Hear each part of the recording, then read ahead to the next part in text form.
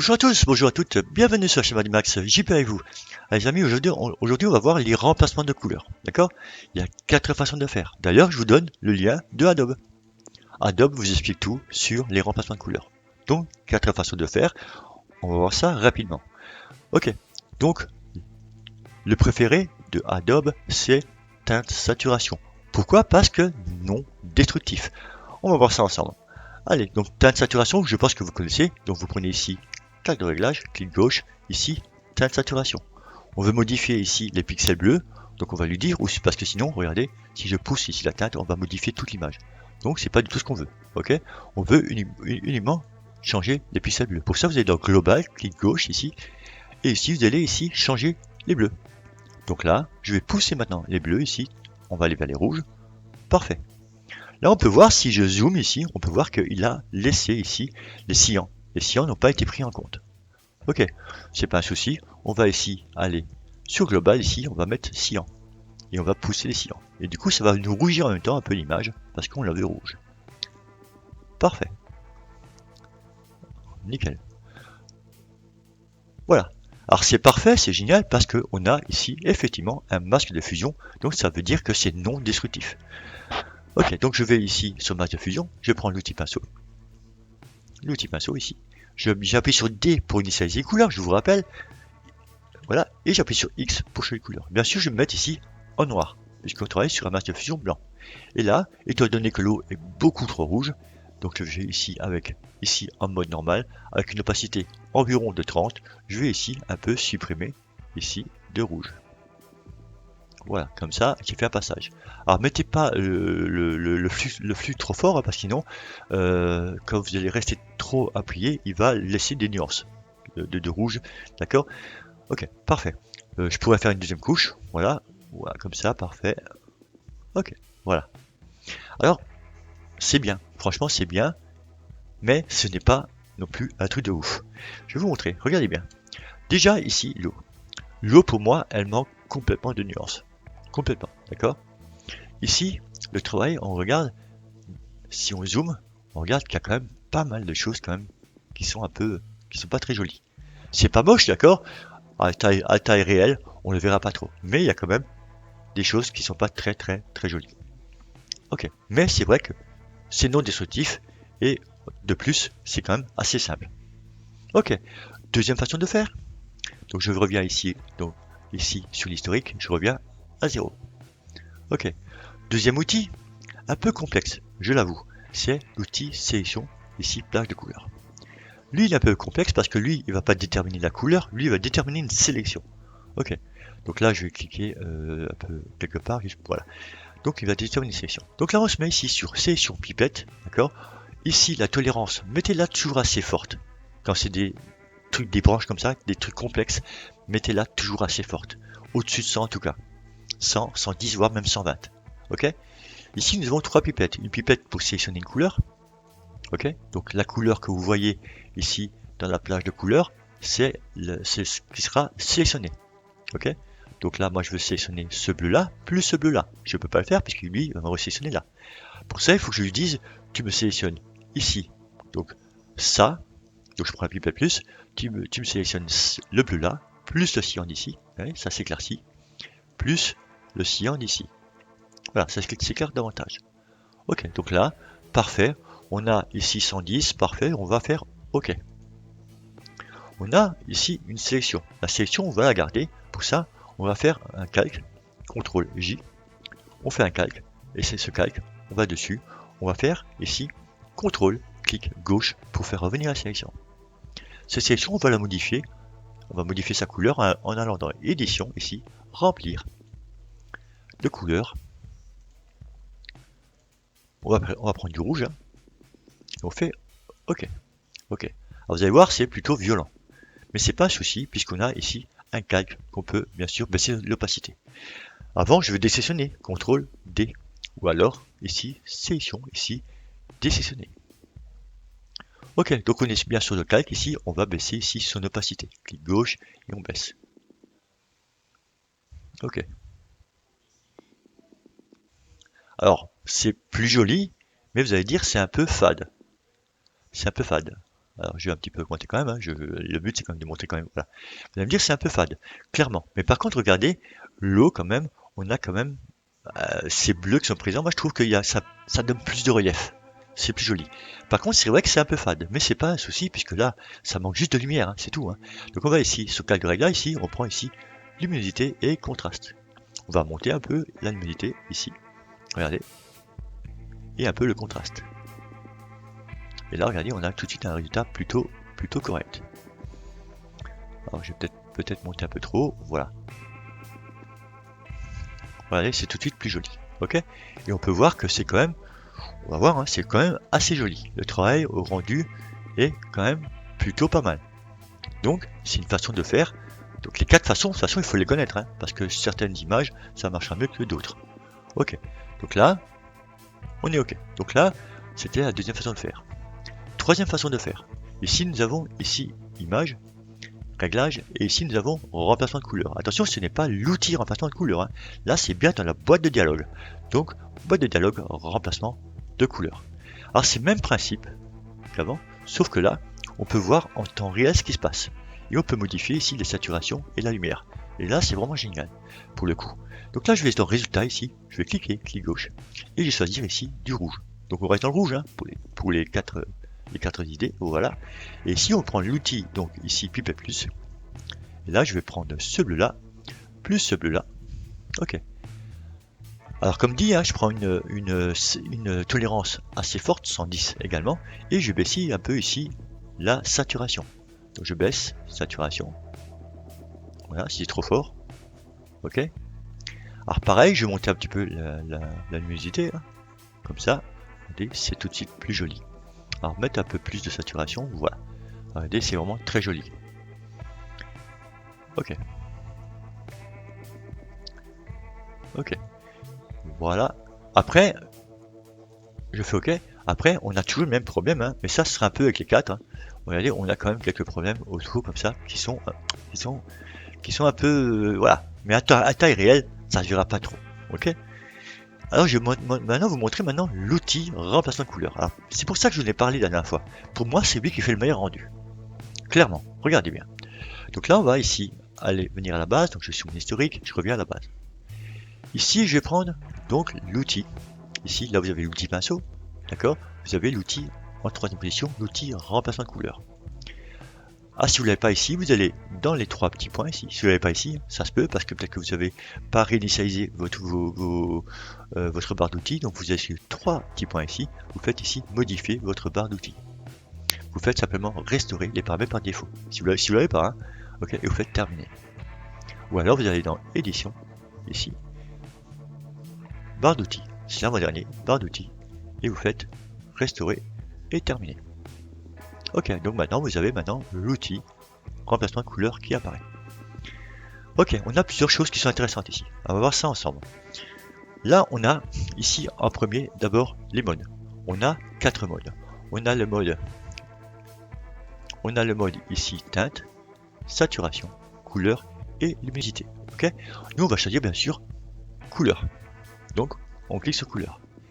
Ici on a les échantillonnage ici, donc ici échantillonnage ici continu, échantillonnage ici une fois, échantillonnage ici donc nuance de fond. Ok, on va voir ça après. Ensuite on a ici les limites. On a 3 limites. On a limite donc discontinu, contigu et au contour. Ok. Alors au contour, ça va pas marcher ici puisque ça va plutôt travailler sur les contours. Ok, ce serait bien. Par exemple, vous avez un ciel, vous avez des montagnes, vous voulez changer la couleur du ciel. Là, ce serait plutôt au contour. D'accord? Contigu, lui, ce serait plutôt pour un mur. Vous avez un mur et sur le mur, vous avez une décoration. Vous voulez ne pas toucher la décoration, donc vous prenez plutôt contigu. Et là, pour ce genre de travail, ce sera plutôt discontigu. En général, moi je prends en général toujours discontigu, toujours, ou alors au contour. Ok, contigu, je l'utilise rarement.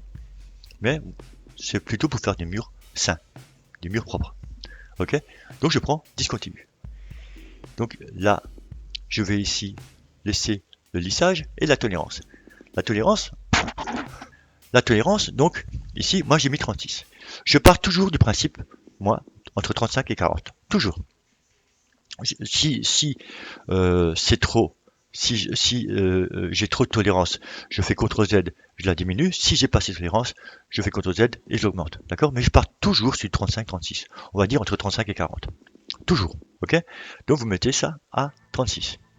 Ok. Là maintenant on va voir, nous, ce qui nous intéresse ici. Donc on reste en discontinueux. Et ici on va voir les trois choses qui nous intéressent ici. C'est l'échantillonnage. Ok? Donc continue. Continue, ça marche un peu comme un pinceau. C'est-à-dire, je m'explique. Je vais prendre ici du rouge. Voilà. Je prends ici du rouge. Je vais maintenant peindre, donc avec 36 de tolérance ici, je peins. Mais qu'est-ce que je peins en fait? Je peins comme un pinceau. Exactement pareil qu'un pinceau. Ok? Clairement. CTRL Z. Mais croyez-moi, il fait son job. Je vous montrerai après. Ok. Le deuxième, lui, il va se baser sur votre sélection. C'est-à-dire là où vous cliquez, ce sera la couleur qui sera sélectionnée. Avec, bien sûr, une tolérance de 36. C'est-à-dire tous les bleus avec une tolérance de 36 seront donc colorisés en rouge. Et là, il fera attention, vous cliquez, clic gauche, vous glissez, regardez, là il fera attention à ne pas toucher les autres couleurs. Ok? Je reviendrai dessus après. Le troisième, lui, c'est basé donc ici, voilà, lui il va se baser ici sur le premier plan et l'arrière-plan. Je m'explique. Je vais ici changer mon arrière-plan. Ici, je vais prendre le vert. Donc le vert, il est déjà choisi, hein. J'ai détecté du vert ici, par exemple ici. C'est le vert, on va dire, des arbres là, des feuilles. Là, ce qu'on pourrait faire, ici, on va mettre celui-là en arrière-plan. On appuie sur X. On veut bien sûr modifier en rouge, donc on choisit ici du rouge. Ok. Ça veut dire que le rouge va peindre les feuilles en vert, les feuilles vertes en rouge, d'accord? On va peindre les feuilles. Là, qu'on pourrait faire un effet automnal, regardez. Là, ce serait plutôt pour faire ça. Ok? Ok. Voilà. Voilà, ce serait plutôt faire ce genre de travail. Vous voyez, c'est plutôt pas mal. Ok. Donc là, c'est pas du tout ce qu'on va faire maintenant. Donc on va prendre ici, donc, échantillonnage une fois. Alors, CTRL Z. Ok, donc là, je vais bien sûr prendre donc le échantillonnage une fois en couleur discontinue avec une tolérance de environ 35-40, d'accord? Avec le lissage. Donc là maintenant, comme je vous l'ai dit, là je vais cliquer ici, donc là je vais cliquer, clic gauche, je lâche plus clic et je dessine donc sur toute l'image. Donc je glisse ma souris sur toute l'image. Ok, c'est parfait, hein, c'est plutôt propre, nickel. Les sillons n'ont pas été pris. Mais les sillons, tout simplement, on va cliquer bouton gauche ici, clic dessus, on lâche pas clic et on va passer ici sur les sillons. Ok. Alors regardez la propreté de cette image. Regardez comme c'est beau, c'est propre, rien à dire. Là, on est vraiment sur quelque chose déjà de lourd. Il n'y a pas de truc qui traîne autour, rien. C'est beaucoup plus beau. Mais là, vous êtes catastrophé. Qu'est-ce qu'on fait? Là, on est sur un calque. L'eau est trop rouge, qu'est-ce que je fais? C'est destructif. Ça veut dire que je peux rien faire, soi-disant. Non, c'est destructif à partir du moment où je ferme Photoshop. Admettons, je sauvegarde mon travail, je ferme Photoshop, là c'est destructif. Mon image va revenir telle qu'elle. Mais tant que je n'ai pas fermé, ce n'est pas destructif. Je peux changer la couleur de l'eau. Je peux changer la couleur du ciel. Je peux tout modifier. Comme si c'était un masque de fusion. Alors, avec quoi? L'historique, mais pas l'historique d'ici. L'historique d'ici, lui, il est radical. Lui, si je reviens en arrière, lui, il me supprime. Ok? Ben, on a un outil qui fait ça. On a ici l'outil, ici, pinceau d'historique. Alors, pinceau d'historique, c'est exactement comme l'outil pinceau sur un masque de fusion. Vous allez travailler ici avec une opacité ici de environ 20, environ, hein. Alors, je suis à 22, bien sûr en normal. Regardez, je peux ici supprimer de l'eau rouge. Alors, je fais un passage. Je fais un deuxième passage parce que c'est trop rouge encore. Voilà, je peux vraiment cibler mon travail. Regardez comme c'est déjà beaucoup plus joli. Je fais un troisième passage. Regardez, on a bien les nuances ici que je voulais. Voilà. C'est clairement le plus beau. Mais cet outil ne s'arrête pas là. Cet outil va encore plus loin. Prenons une autre image. Ok, je suis bien d'accord. Teinte de saturation, c'est facile. Mais comment je fais sur une image comme ça? Ici, c'est une image qui est formée de deux couleurs. On est d'accord, hein, c'est du rouge et du jaune, ça se voit clairement. Si je vais sur teinte saturation, donc quelques réglages ici, teinte saturation, qu'est-ce qui se passe? Ben, je modifie ici les rouges, par exemple, les rouges, ben, je vais modifier toute l'image, parce que c'est une image qui est faite de rouge et de jaune. Donc, je ne peux pas utiliser cet outil. Donc, je vais ici cliquer sur la corbeille. Clic gauche, je fais supprimer le calque. Oui. Ok. Donc, ce n'est pas du tout ce qu'il faut. Alors, ce serait pareil ici avec la sélection plage de couleurs, et ce serait pareil ici avec image, réglage et remplacement de couleurs, ce serait exactement le même problème. D'accord? Par contre, l'outil remplacement de couleurs, lui, il sait le faire. Alors, vous allez me dire, vous aurez fait sans doute ici un détourage rapide. Mais vous allez voir que l'outil remplacement de couleurs, il va sans doute plus vite. Il le fait bien, sans problème. Pour le coup, là, on va déterminer une couleur. On veut mettre le ciel en bleu. Donc, on va prendre le sélecteur de couleurs ici, clic gauche, et on va prendre ici du bleu. Et je fais OK. Donc là, le bleu, je vais agrandir mon pinceau avec clic droit. Je vais donc aller sur ici. Donc, on est sur remplacement de couleur. Ici, je vais prendre ici, échantillonnage, ici. Donc, continue. Donc, je clique dessus. La couleur, je laisse. Ok, je dis mon coco, tu me dessines en bleu, mais attention, tu me touches surtout pas les montagnes. Alors, qu'est-ce que je fais pour pas toucher les montagnes? Ben, je vais mettre ici, dans ici les limites, tu ne me touches pas les montagnes, donc attention au contour. Ok, tolérance 36 c'est tout un peu fort, je vais peut-être baisser un peu. À 32 c'est parfait, lissage je laisse. Ok, et là j'ai passé, tranquillou, là je passe, regardez, je touche les montagnes pourtant, hein, et regardez, il ne fait rien en montagne. Voilà, et là je passe tranquillement, je peins tranquillement mon fond. Voilà. Regardez, c'est plutôt rapide. Regardez. Le temps que vous avez fait votre sélection, moi j'ai déjà fait mon ciel. Pourquoi je l'ai mis en bleu? Parce que, tout simplement, maintenant si je vais sur teinte saturation, pour le rendre non destructif, je vais ici sur teinte saturation. Ok, maintenant j'ai une couleur bien précise, le bleu. Parce que c'était rouge et jaune. Donc je vais prendre ici du bleu, sur global, du bleu. Et maintenant je peux changer la couleur du ciel. Donc vous voyez, les outils, en travaillant avec les outils, comme ça, en additionnant des outils, on peut arriver à des merveilles. Ok? Donc c'était à préciser. Donc vous avez bien compris que teinte saturation ça peut être bien dans des cas, pas toujours, d'accord?